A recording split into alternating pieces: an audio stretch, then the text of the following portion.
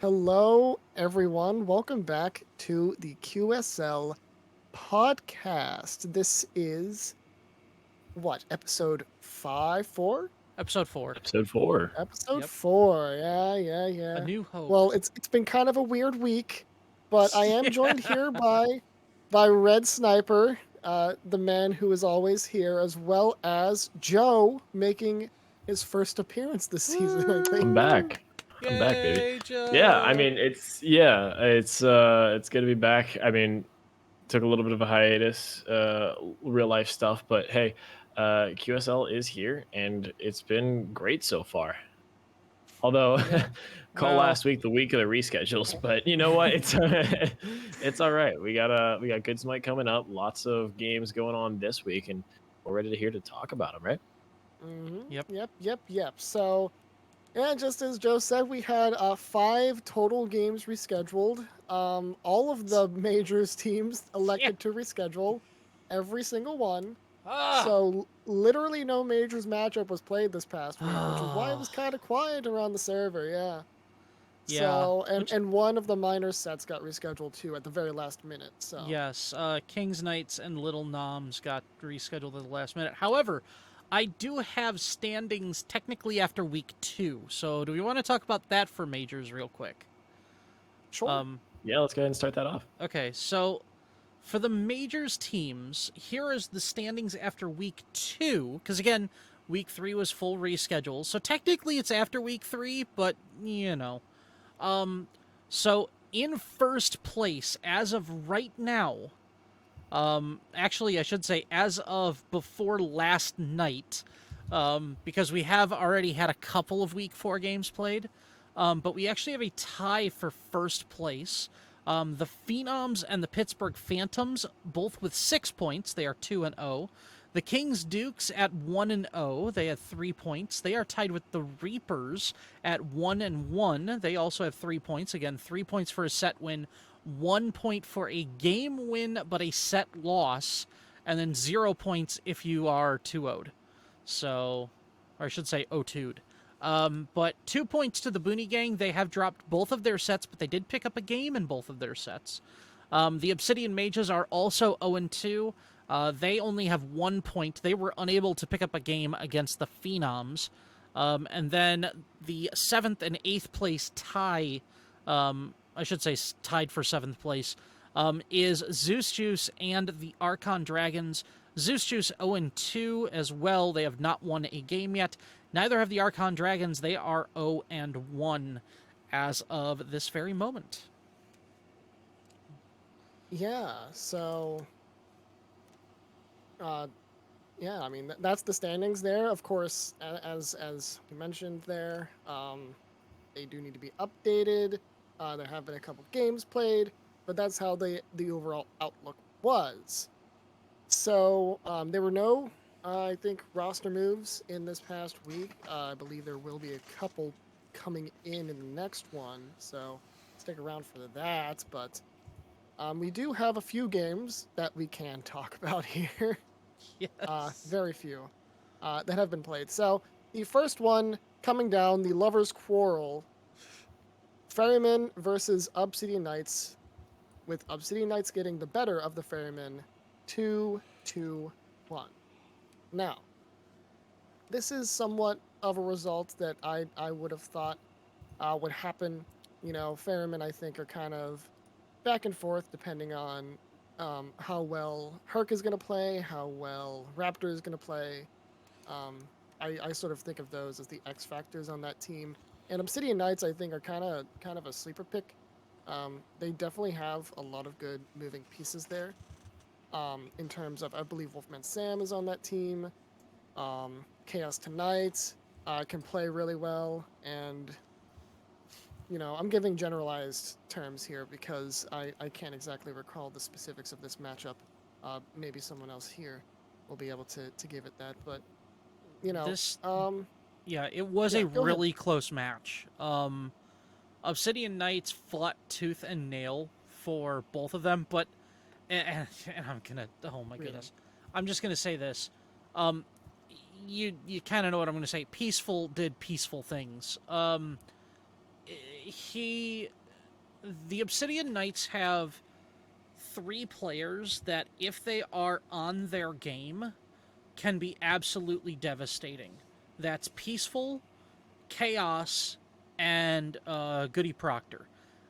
Enraged Moose from time to time is still very, very solid as a solo, but if Goody starts getting his vibe in the jungle, and Peaceful can just pop off and he can carry a game himself. Raptor, as much as I thought he fought very, very well, um, I was I was shocked at how well Peaceful was able to play and even carry his team to one of those victories. Um, I am still a believer in Omega Bulldog, and it shocks the heck out of me to say that, but Omega Bulldog, he has not given me one good reason to say that he is not the number 1 solo laner in this league, in the minor league right now. Even up against Enraged Moose, even up against anything that they could literally throw at him, Omega Bulldog won lane consistently, was in team fights consistently.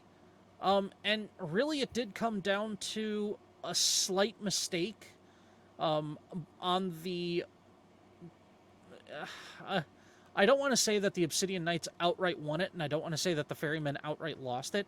It was kind of a little slip up that allowed the team fight to kind of devolve into the Obsidian Knights kind of chasing down, and that's kind of what won the Ferrymen, or that's kind of what won the entire set against the Ferrymen in that last game. But the Obsidian Knights just played. I think the Obsidian Knights played one of their best sets. I think they're getting better and better as they play together. I think they're starting to mesh a little bit better. With the pickup of AWSM failure, I think that they are just going to get. I think that synergy is going to be brought up, and I don't see that roster changing very much for the rest of the season. I think they're very comfortable with who they have on that roster now. And we'll see what happens. We don't know. Rosters don't lock until week 6. So I liked what the Ferrymen did. I thought that they had every opportunity to win it. It just, the dice just didn't fall in their favor this time. I think it was such a good set. It could have gone either way, and the RNG just didn't favor them this time. Yeah, I mean, you said it. The Obsidian Knights just really look like they're becoming more of an overall team, and I, as you said, like it's hard to really say like there it was a definite win, definite loss, but I gotta say that was some of the most complete games I've ever seen from the Obsidian Knights this season. They look like they're really pulling together, and I'm gonna not try to repeat a whole lot of what you said, but this team is one to look out for in the future, right? Like you got their upcoming schedule. They play against the Arc Lords next week. Should be a really good set for them, and it'll be interesting to see where they go from here. Because honestly, it really looks like it's nothing but up for this team. Yeah, yeah. You all are correct here. This is definitely going to be a team to watch. The Obsidian Knights are definitely becoming a very powerful team, and the Ferrymen, I think, have a few more things to work on, but nothing that's truly impossible here. But we should move on now to the next matchup that happened: Arc Lords versus Boonie Boys. Arc Lords pulling out the 2-0 victory right there. And this was somewhat surprising. I wasn't really expecting Arc Lords after all this time still being a very, very strong team. I'm not even quite sure why. I know Cyber's a very good player, and I can't remember if he played jungle in this matchup, but anytime he's in the jungle, it's just gonna be kind of rough for the enemy. Cyber's jungle's kind of nasty, 24/7. So if they ever have to flex him to that role, it's gonna be a rough time, which I think is what happened this game, but I can't exactly recall that specific there. And for the Boonie Boys, though, They do have some stuff that they need to work on, for sure. Um, there were a couple bright spots there. I think Uncle Fable plays very well. I think Dolan is a very good player too. But for those who I haven't named, it's not that they're terrible. It's that I think that there are more things in front of you that you need to be looking forward to learning for sure, uh, which is what a lot of the minor league is about. Um, you know, that's sort of the general overview that I can give here. I mean, when it comes to how the Boonie Boys played, I think they're.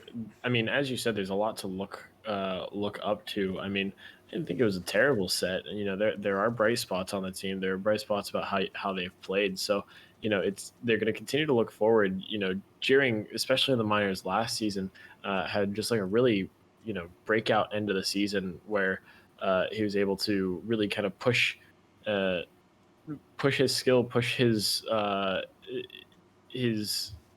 overall confidence to the absolute top, and it'd be interesting to see where he can go from here. You know, he's still, if I recall, he's still playing in that mid position. You know, maybe one of these games he subs over to carry and can really show. You know, one of the biggest times he shined last season was when he had to fill into that carry role and absolutely popped off on an on her. So we might we might want to see that again, or you know if he stays in this mid role, continuing to see him prosper. He's going to have a breakout game one of these times. He really will. And the rest of the team, Sphinx and Reporter Support are not bad players either. Like, they still have a lot of good talent on that team.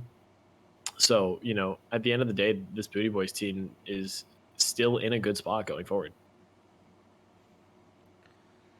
Yeah, I I thought this was a really good turn from the Arc Lords. Last week they had a absolutely awesome set against Charlotte Fury. I think they were absolutely up for that game, and they came out swinging. This one, they kind of said, okay, we're going to take the good things from that game that we had against Charlotte Fury, and we're going to try and do it exactly the same way against Boonie Boys. And I think they accomplished it more often than not. Again, a couple of things maybe a little rough around the edges. And I think Boonie Boys, I think you kind of nailed it right on the head there, Bonsai. The Boonie Boys just don't seem comfortable. We talked about the Obsidian Knights really coming together and gelling as a team. I don't see the Boonie Boys gelling as a team. I see good individual players, but good individual players does not a team make. You've got to be able to work with each other in order to push toward the objective at the end of the match. And sadly, I just don't see them on the same page. We've seen Jeering flex to mid. We've seen Jeering flex to support. We've seen Jeering flex to carry. And every single time, you expect him to pop off, or you expect him to do something that he did in Season 2, and we just haven't seen it yet. And maybe it's because he's uncomfortable. He is sort of harnessed with the captaincy now. Last year it wasn't so much, but yeah, you kind of expect him to do something, and it's not quite happening yet. So we'll see what happens. Maybe next week they do get chosen Guans, so maybe it allows them to be a little bit more free-flowing. But with everything that's been happening with the recent trade that they had, where they picked up Solo or Troll, or not Solo or Troll, Support or Report. I don't. It's Wow. the yeah SOT right. coming down from SPL. SOT, yeah, woo. Sorry. It's just it's Support or Report, not Solo or Troll. That I get it mixed up because it's the same Pattern, naming the convention. Oh, yeah. Pattern, Yeah. Yeah, it's the same naming convention, and it bugs it just trips me up every single time. But it's Support or Report, and so there's a slight bit of chaos still left in that team. Nile is now gone. Tubby Follower is now gone. Sphinx is still there, Jeering is still there. They still have good players there. You just want to see them come together and put a complete package out on the field, and you just haven't seen it yet. And I think that's where Boonie Boys sort of need to take that next step. We'll see. Maybe they can get some more games in together, get some more scrims in together, and see if they can progress. Yeah, for sure, for sure. And with that, we will move on to the that's funny to say, given how long it's been. The final set that we can talk about for the previous week, the Charlotte Fury versus the Chosen Guans. The Charlotte Fury take the 2-0 victory. And this was, in my opinion, a well-timed set for Charlotte Fury. You know, they had that rough loss to the Arc Lords, and the actual result of the game against, or the set rather, against Obsidian Knights is still pending due to rules issues. So they've kind of been feeling down, and then they come in and really play a very, very good game. And that's not to say the Chosen Guans played badly. I don't think they really did.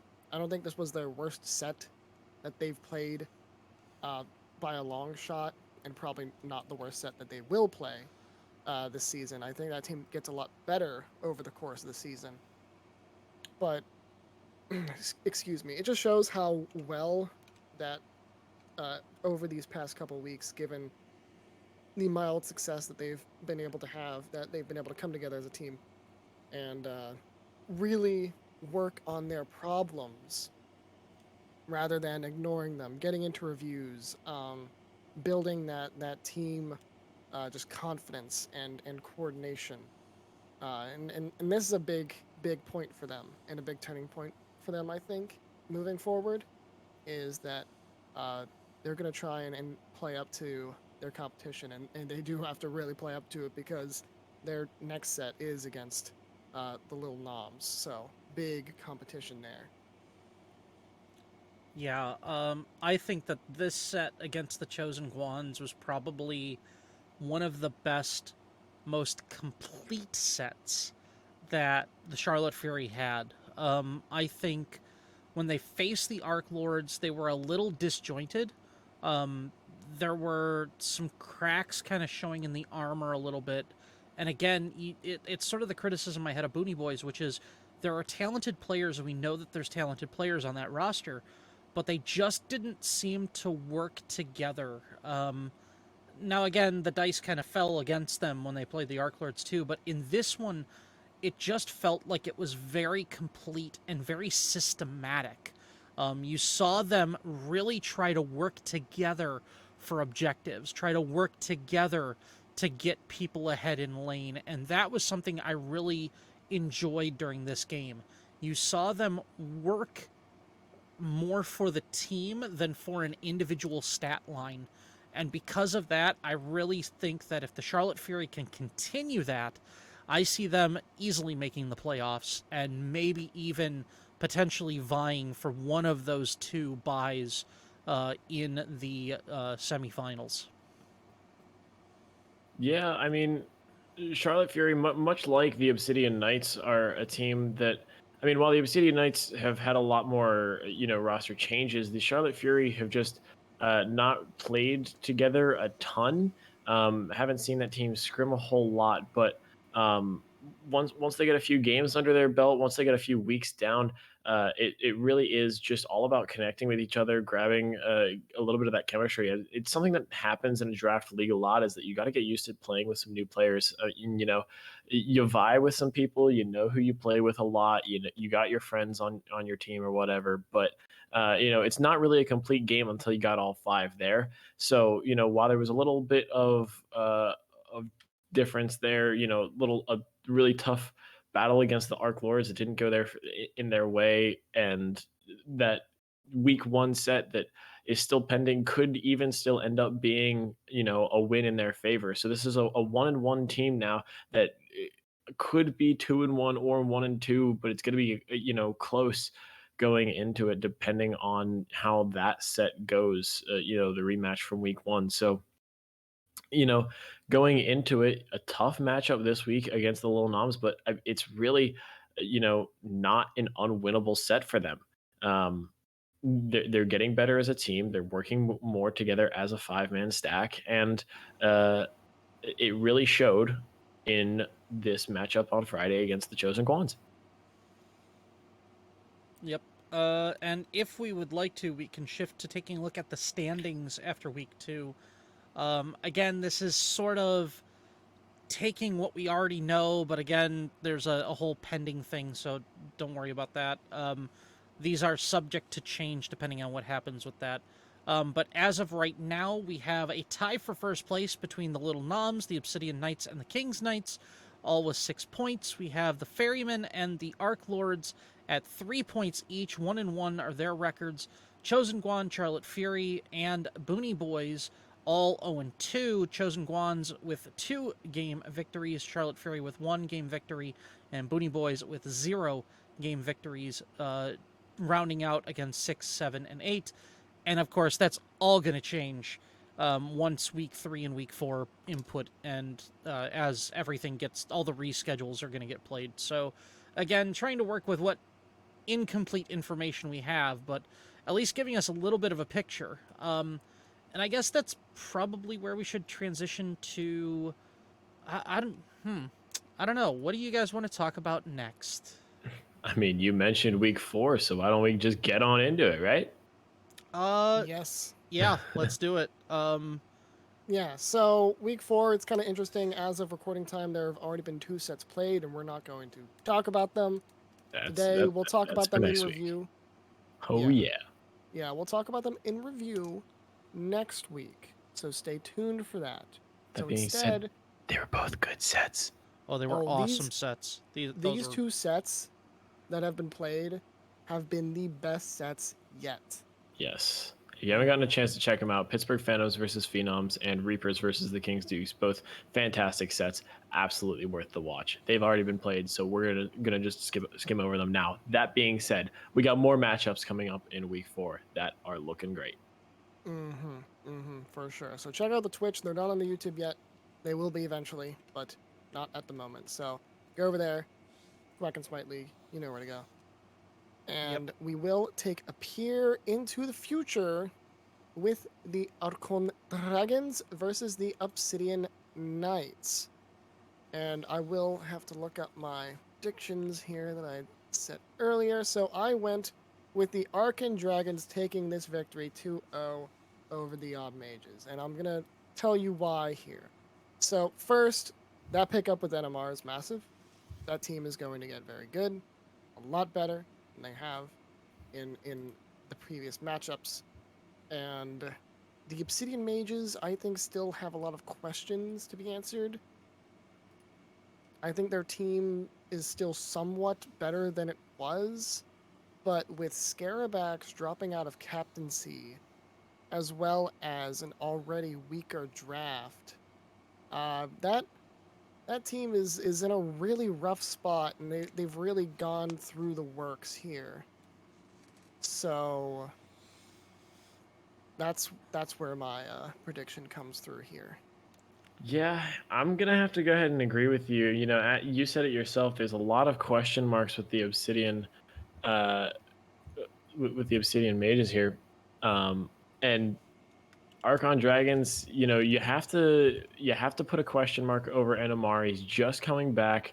Hasn't played the game in a while, but I mean, he's a great player. So, I think he's going to make an absolute immediate impact on the team, but there could be a hiccup here and there. I mean, he hasn't played with the team a whole lot.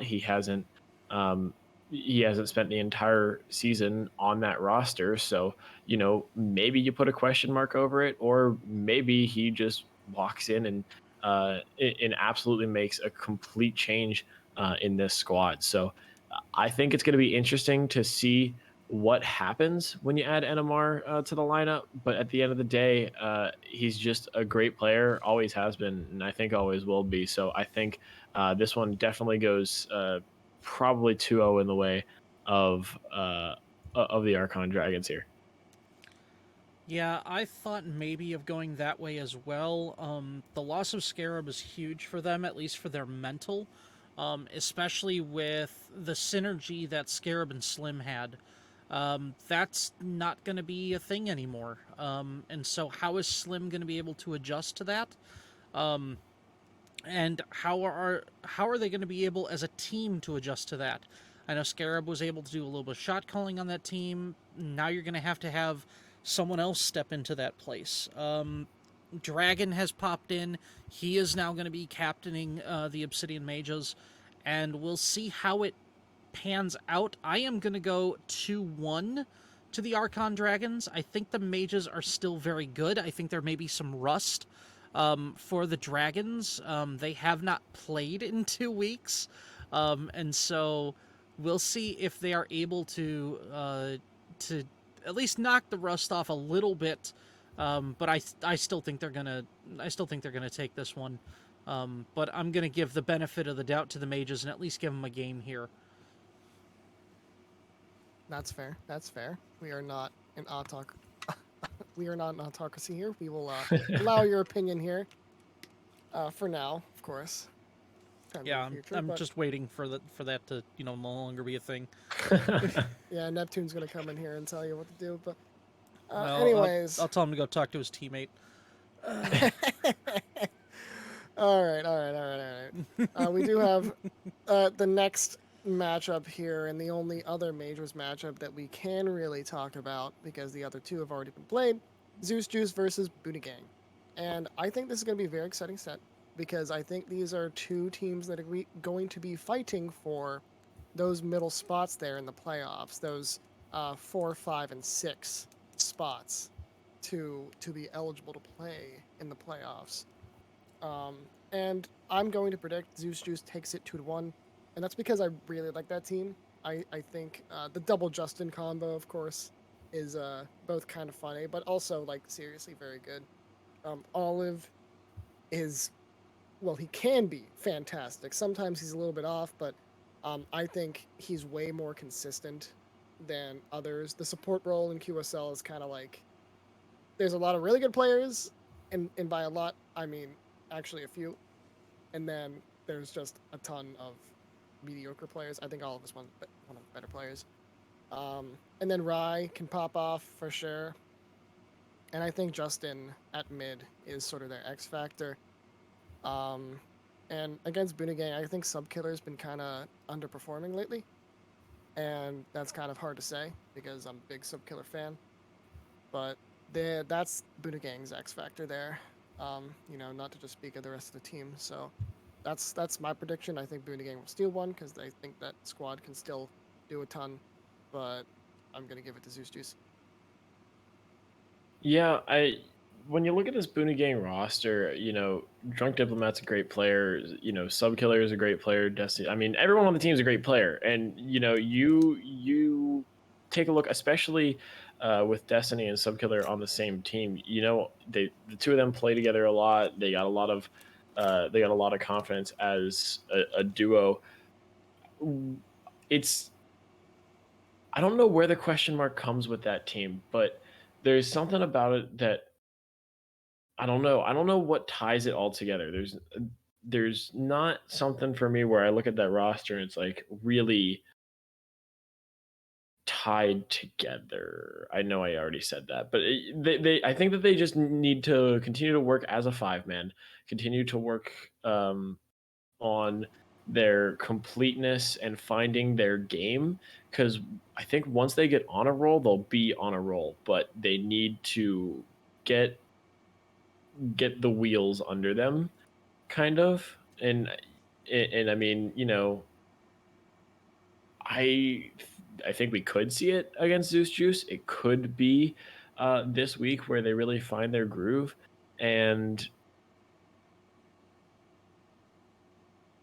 the Zeus Juice roster, though, is just it's hard to say that you go into that and find a groove off that. I mean, in pretty much every lane, it's just such a really close, really incredible matchup. And we'll just have to see where it goes. I think this is going to be one of the closest sets of the week, and that's saying a lot. Granted, the two sets that we just watched these last two nights. So, I think I might agree with you, Jeremy. I think Zeus Juice is going to take this one. I think it will be 2-1. This one's definitely going to 3 games, whether it's Boonie Gang or Zeus Juice who takes it all. I definitely don't think this one ends in 2. Yeah, I'm gonna go for the trifecta here and also say 2-1 to Zeus Juice. For a lot of the reasons that Joe has, there's really no point where you can say one way or the other, well, there's obviously an advantage here, or there's clearly this person's going to win a lane, or this person is just head and shoulders above everybody else. This is such a close game, but I do see that, and we've talked about it in the minors when we reviewed games, but it's the 5-man, it's the squad that works together that's going to get the victory, and I think, I believe that the Zeus Juice has a better 5-man squad than Boonie Gang at this point. Boonie Gang doesn't have a 6th member right now. They don't have a sub, so they got to come full steam ahead right now with the 5 that they've got. Zeus Juice, even if they bring in Kuztoki, it's still going to be a very good 5-man squad, and I'm still going 2-1 to Zeus Juice. I really like Zeus Juice to win this one. You did talk about a little bit of roster moves, and I think their latest roster move, Boonie Gangs, is going to help them out a lot, but we can't really talk about it till it's approved. So yeah, not yet. Not yet. But I think that's going to be kind of monumental for that team. Not gonna lie, but yeah, that's kind of where we sit at. But that does bring us to the end of the majors. The other 2 major set, the Pittsburgh Phantoms versus Phenoms, has already been played. You can watch it on Twitch, as well as the Reapers versus Dukes, which happened literally moments before we just started recording this. Same 3-man crew, by the way. Same 3-man crew. Yes, exact same 3-man crew. My voice is hurting. Yeah. Yeah, so is the rest of your body, Joe. Shut up. But that does bring us to the minors, and we do have the first set, and this I'm excited to watch, is Ferryman versus the King's Knights. And this is a very hard thing for me to do because I have a lot of friends on both teams. I'm very good friends with Achilles, with Snowy, but also with Herc and Raptor. And that makes it pretty tough because you really have to choose between friends in a sort of sense. But I am going to give it down, though, to the King's Knights. They're going to take a 2-1 victory. I think the Ferrymen are going to once again bounce back and play really, really well. I think this is going to be a very tight set. But I think the King's Knights have a lot more synergy. And I think that's going to drive it. A lot of people discount when it comes to evaluating teams how well all of them play together.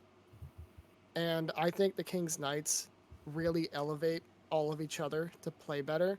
And it's not that the Ferrymen don't. I just don't think that they can do it at the exact level that the King's Knights do, because they all mesh together very well. And that's why I give them the slight advantage there. But I think this is going to be a pretty close one in terms of actual mechanical skill. Yeah, I mean, I'm going to have to agree. These teams are real close to each other. It's really, really interesting to watch both of these teams. But, I got a little bit of a surprise tonight.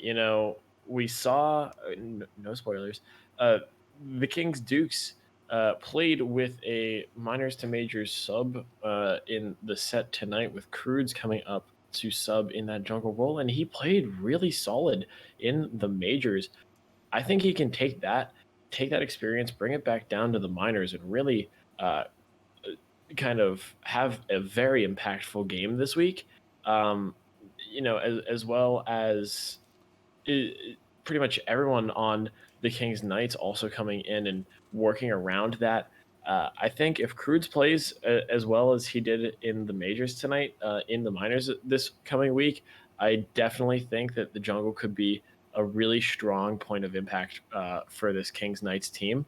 That being said, on the other side, the Ferrymen play as a 5-man group. We talked about that in the review of this past week, and they're a good team. So don't count them out. Absolutely not. I also think this one goes to 3, but I think it goes in the favor of the Kings Knights. Yeah, I'm gonna go for the trifecta again. Definitely looking in favor of Kings Knights, but I think it's gonna be a little closer. This is kind of hard because there's a rumor going around that Herc might have been benched. If you look at current rosters, it looks like Hercules is now the sub for that team. So we'll see if that changes the dynamic for the Ferrymen. Maybe it brings in a fresh wind. Maybe it just throws everything out of whack. But we'll see what happens against the Kings Knights. I think this is going to be a really big test. If game 1 goes poorly, maybe they go and say, hey, Herc, we made a mistake. We want you back in. We need you back in for this one. And they go forward with the 5-man that they had. But I still think that maybe the Ferrymen sneak a game. If Herc plays, I think that's the stronger 5-man. And I think they do take a game, not just sneak a game, but I think they fully take a game from the Kings Knights.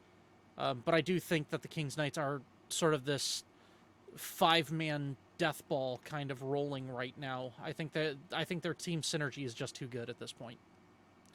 So 2-1 to the Kings Knights. There we go. More consensus among the podcasters. I'm sure that's going to make everyone very happy. Yeah, I don't predict much of that for the rest of the night, though. Yeah, so the next matchup is one that really neither of us can speak on. Me and Joe, speaking of, Yeah. because it's Charlotte Fury versus Lil Noms, and so I can speak to certain platitudes, but I'm not going to offer a prediction, and I don't think Joe is going to offer one either. Yeah, I'll agree with that. So go ahead and take it away, boy. Sir Red Sniper. I think the Charlotte Fury have done wonderful things. I think the Chosen Guans game from last week is going to give them a good boost. However, you still have to deal with the force that is Little Noms. They do not play like Diamond players. They don't play like Plat players. They play a 5-man, purely synergistic game with anybody that can pop off on that roster. They now have Nile, Tubby Follower, as their sub, which I think that makes them stronger. Mad Matt is no longer their sub, and I think that changes things drastically. So I don't see Little Noms getting weaker. I see them just getting better as the season goes on. And unfortunately for the Charlotte Fury, it's kind of their turn to see how they stack against sort of the standard of the minor league right now, which is the Little Noms, who, by the way, how dare you guys, the only way they drop a game is when they don't show up on time. But anyway. Get the schedule right. Yeah, right. Yeah, come on, man. So, just show up on time. Yeah, so I'm going to go 2-0 to the Little Noms. 2-0, but it's not going to be like a stomp 2-0. It's not going to be a sweep 2-0. It's going to be a very close 2-0 if the Charlotte Fury show up to play the way I think they will. Yeah, I mean, I'm not going to offer a prediction. Both teams, I'll just talk down each team because I haven't gotten a chance to talk about Little Noms tonight, but you said it. They're a good team, man. You said they just picked up Tubby Follower to be on the bench. That's a pretty damn good player to have on your bench, right? Pretty much every single person on that team just plays so well with each other. And as just a 5-man unit, they are just so good. So I'm excited to see how they stack up against the Fury this week. But I'm also excited to see how the Fury take that kind of momentum off the games from Chosen Guans last week. I mean, Telly the Basin, 21-0 through 2 games last week. Come on, man. Come on.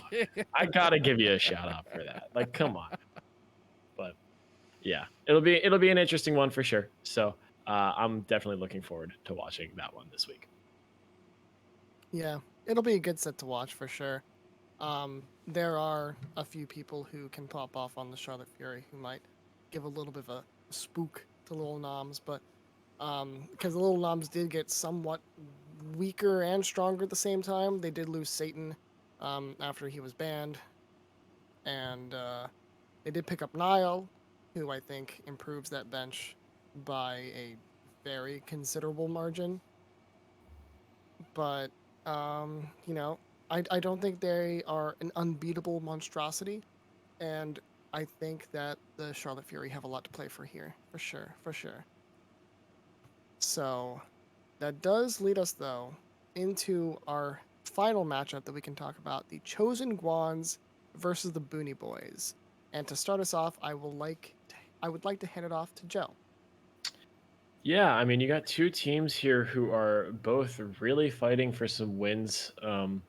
They both have, I don't want to say struggled in the first couple weeks because, I mean, both teams, I talked a little bit about how the Boonie Boys can really come back and find a swing earlier when I was doing the review of last week, but I didn't really touch on the Chosen Guans that much. But you take a look at this roster, and you know they've taken some games, they've worked together, they're a full team, just getting better, and I don't know, it's so I don't know who to go for in these matchups because it's two squads that I kind of take a look at and I'm like, like how have they not won a set yet? And I think both of them are definitely due for one. That's why I think that this one goes to 3 games as well. But at the end of the day, I definitely think that the hungrier team, the team that's going to come out um, with more of a bite, more of a grasp at this set, is definitely going to be the Chosen Guan. So I think that they take it 2-1. All right, all right. For a lot of the same reasons, though, I'm gonna go Boonie Boys 2-1.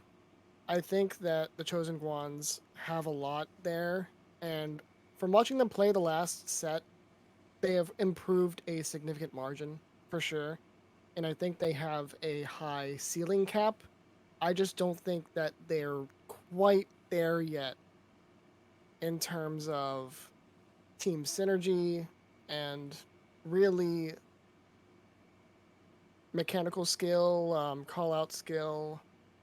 Um, there are a lot of questions that they have to resolve with both reviewing sets, the good old VOD review, maybe a few more scrims, even if it's just like a couple individuals here and there, not necessarily the whole team. I think that's going to play into the factor, but um, I can't really see the Boonie Boys dropping this one fully, but I think the Chosen Guans will win one simply because of the skill that they've been able to pick up here in the past couple weeks. Funny you should talk about the skill that they've been able to pick up in the past couple of weeks. I actually thought they looked not that terrible against the Charlotte Fury last week. And they played the King's Knights the week before and were able to take a game there. But I mean, you kind of sit back and go, okay, let's think through this thing logically. Boonie Boys has had a fair amount of chaos on their roster. They've flipped people around. They've tried people in different spots. The synergy just doesn't seem to happen naturally for them, and I think that's their biggest struggle. At the same time, if you look at the Chosen Guans, the biggest question mark that I said at the beginning of the season was Lin. Can Catgirl Chipotle, the captain of the Chosen Guans, make an impressionable difference during this season? I've seen her play, and she has improved a lot from week 1 to week 3 already. I mean, it's impressive to see it already. She was season 2's most improved player. I think she might be in the running for season 3's most improved player in the minors. Um, and that's why I'm going with the spicy take, and I'm going to take the Chosen Guans 2-0 over the Boonie Boys. Yeah, absolutely. I mean, even just watching like this week, the meta's changing, and I think Lynn's I think Lynn's absolutely taking advantage of it, man. She's got some new picks. She's got some new play styles out of this mid lane that uh, how from what I've seen is definitely making her a better player. So yeah, if she's your X factor in this one, then yeah, I can absolutely see why you would take 2-0 on the Chosen Guans there. So that's a good take though. I like that.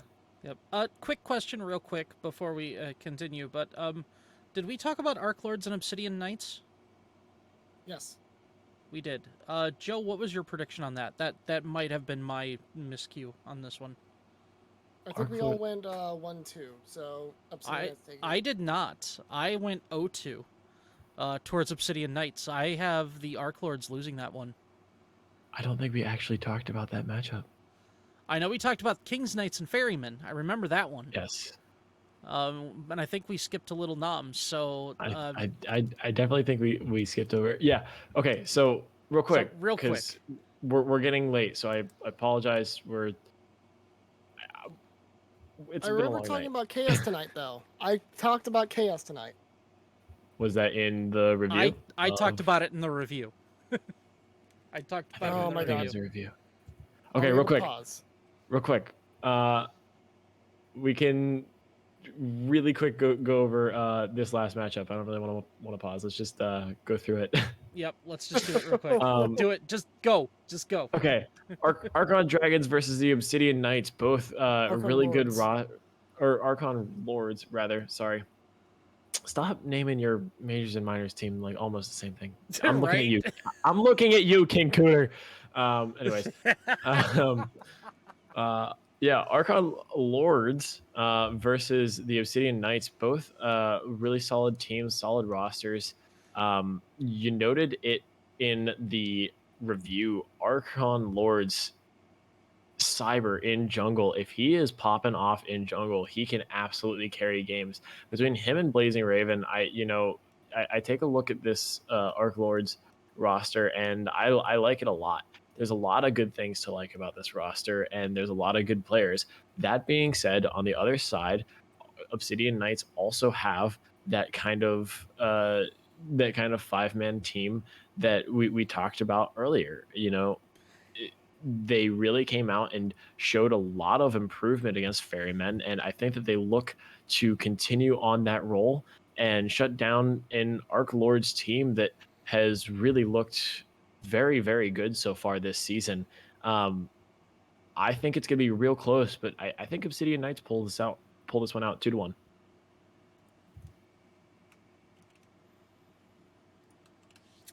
Yeah, for a lot of the same reasons. I think the 5-man is just overall better, more than anything else. I think the Arc Lords have a definite shot of upsetting this one. And I don't think it's going to be a 2-0 stomp. I think it's going to be a eked 2-0 or just a barely, roll of the dice kind of 2-0. But I like the Obsidian Knights, and keep an eye out for Wolfman Sam on the support role. I really like what he's been able to do. He's really been working with Chaos, working with Peaceful, and just being there to set up and peel. I really like what he's been able to do in the support role, so keep an eye out on him. 2-0 to the Obsidian Knights.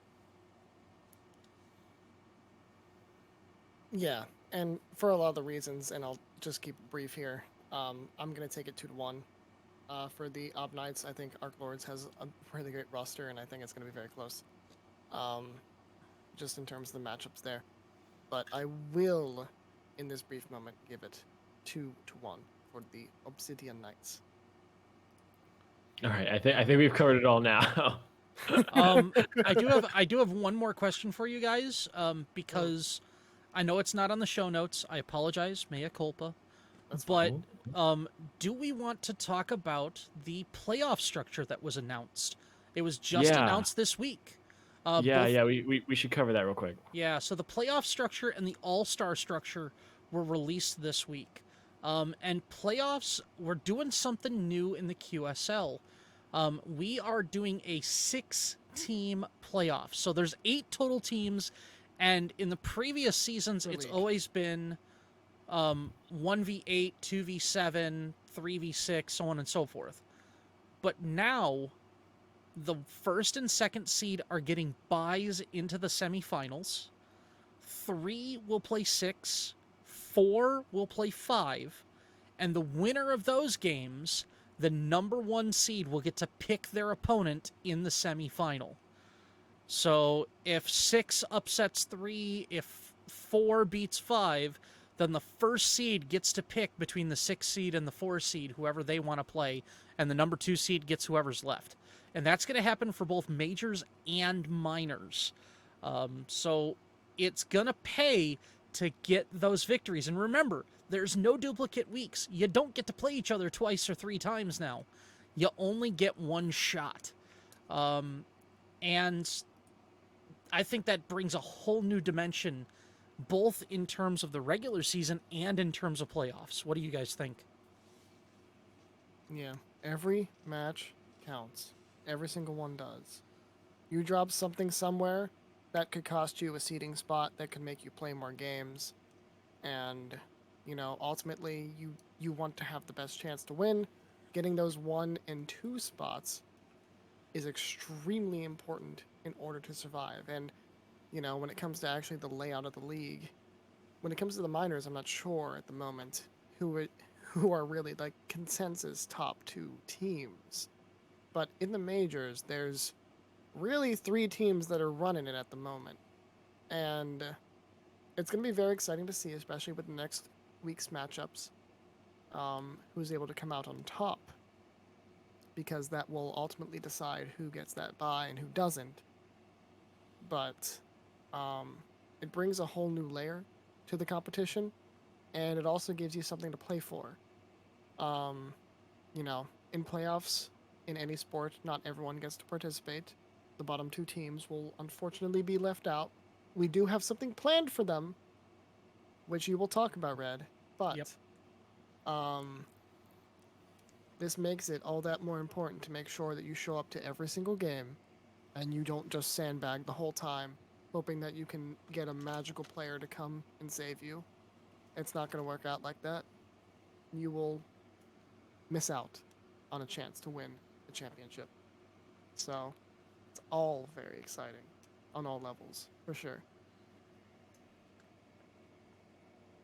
Yeah, I mean, it's going to be a really good end of the season because not only do we have a now fantastic playoff structure, but we now have this race to the playoffs. We're going to see these 5, 6, 7, and 8 teams really fighting over those last playoff spots. And as you said, every week counts. I'm really looking forward to the end of the season. Not because I don't like the season, just because I think it's going to be so exciting. Mm-hmm. Absolutely. And I mean, majors, minors, we've seen some of the best games already, and now we get to go. Was that a playoffs like previous matchup? Are we seeing number 1, number 2 seed now, or are we talking like, are we gonna see it like 1-3 or 2-3 in the playoffs later? It starts generating the questions, and it just it looks so cool to see. It whets the appetite for what's going to happen later on. But that being said, let's switch over to the All Star. So All Star games were kind of this fun. I admittedly the mini league All Star game last year was kind of a slapdash, kind of thrown together bit of fun. But it was fun ultimately. That's how most of the mini league was last year or Well, last season. But well, yeah, yeah, well, yeah, it is. yeah. But hey, it's better this season. It's better this It season. is better this season. Yeah, we leave that to the amateurs now. But this year, it's not just going to be a standard all-star game. We're not just going to have the all-stars duke it out, have fun, whatever. We are now going to have an all-star duck soup. That's right, we're bringing back the duck soup format, and now we're going to have the best players of majors, the best players of minors, and they're going to play duck soup against each other.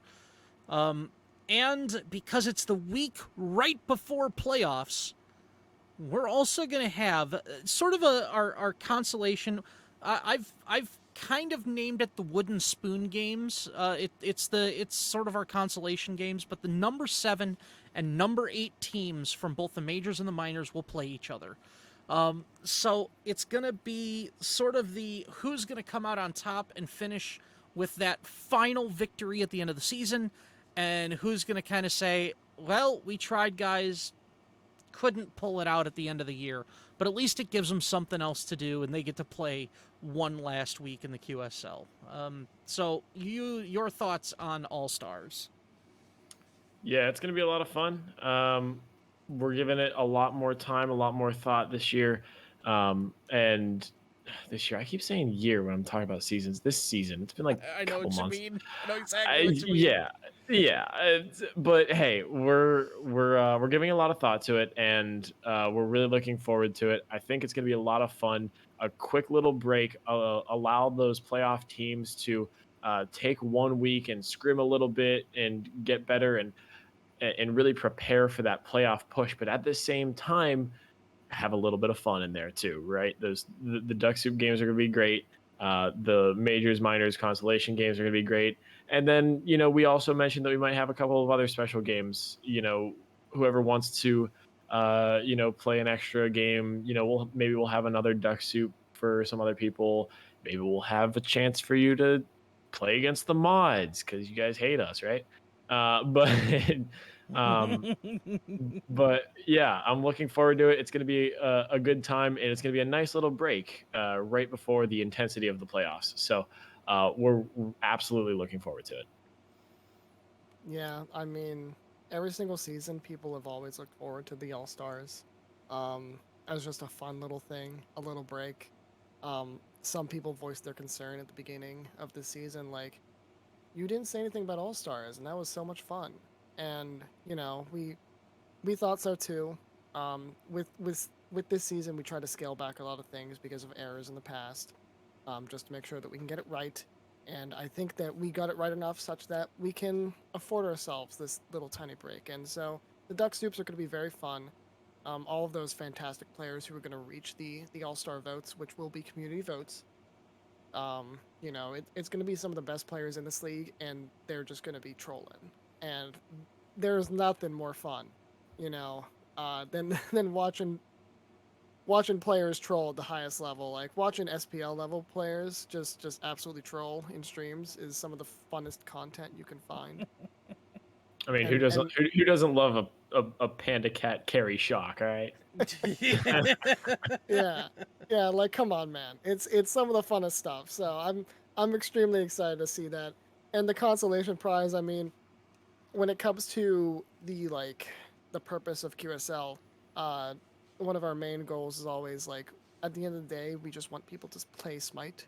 We just want them to have a good game, and just to determine who is the best of the worst, I guess, is a little fun consolation prize. You get to prove, like you're just the one man out. Like how there's always the lists of people who are like, oh well, you were nominated but you didn't actually get it. Um, you know, you're still a part of the league. We don't want to leave people out, but for sure, we want to keep the level of competition pretty high, such that um, you don't just like sandbag and then you walk into the playoffs, um, big bat swinging and just roll people because you've accumulated big picks.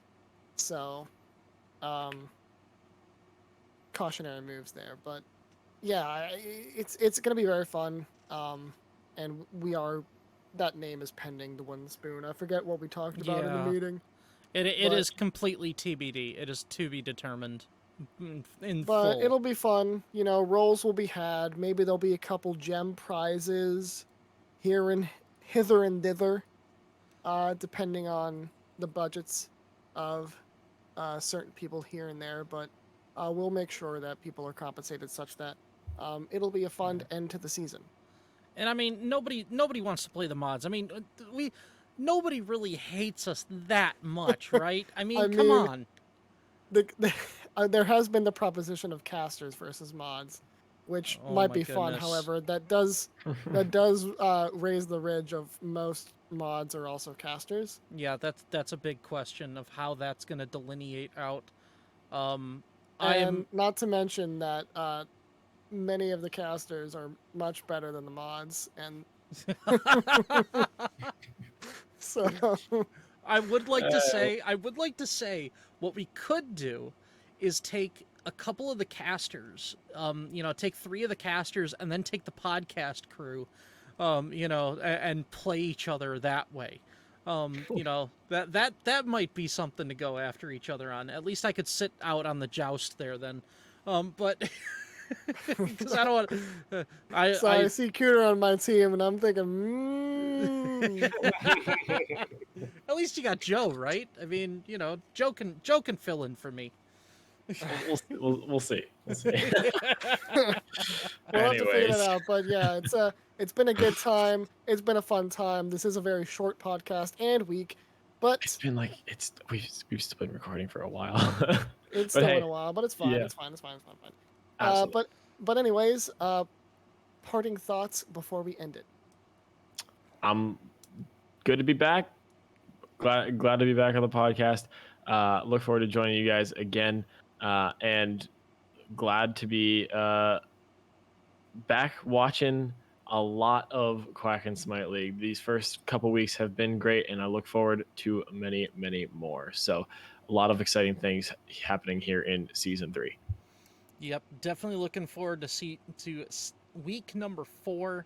Looking to see how the regular season pans out, and I am waiting for playoffs and for All-Star Week. That is just going to be a fun couple of weeks. I am so looking forward to this. I can't wait to see how season 3 pans out, and I can't wait to make season 4 even better. So I hope you guys are having fun listening to this, and I hope things continue to go on. And remember, if you have any feedback, you can always, drop us a line, give us a little, feedback. We'll try and figure out something. So by the way, before we leave, last week I dropped a clue. And I said whoever gets the clue right, whoever gets the question right, gets a sub to the QSL Twitch channel. Nobody got it right. So the question still stands. And it's a simple question, which is, what is my favorite whiskey? It is an Irish whiskey. I will give you that. So if you can come up with my favorite whiskey, I will give you a QSL sub to the Twitch channel. Free And- subs. Yep. So you gotta DM Red Sniper. You gotta DM Red Yeah. Sniper. So Hey, yeah, y'all know where to hit us up. Yep. Yeah. So, with that said, it's been a great time. To anyone who is still listening, thank you. We try and put this together very carefully. It doesn't always go the greatest, but it's still the most watched content here on the YouTube. So, and the SoundCloud, or not the SoundCloud, Spotify. Spotify. We are Yeah, now we're on on Spotify Spotify. again. You don't know- Yeah. Yes. We are now on Spotify. Spotify. Yeah. We are on the spoofy. But anyways, thank you all who are still listening. You guys are fantastic. And I hope you have a great day, morning, evening, wherever or however you are watching this. Please have a good time and stay safe.